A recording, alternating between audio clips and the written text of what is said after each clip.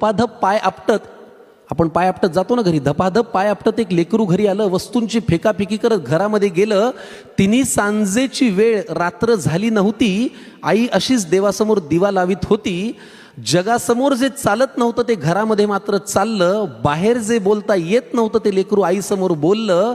म्हणाला, खोटारडी आहेस तू आई, खोट्या मार्गावर चाललीस, आजपर्यंत माझ्याशी तू खोटच बोललीस. म्हणाला, खोटारडी आहेस तू आई, खोट्या मार्गावर चाललीस, आजपर्यंत माझ्याशी तू खोटच बोललीस.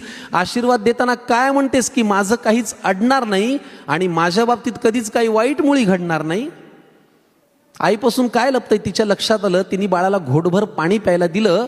हुंदक्यांमधून वाट काढत पाणी पोटात गेलं. आई म्हणाली, आता सांग तुला काय झालं.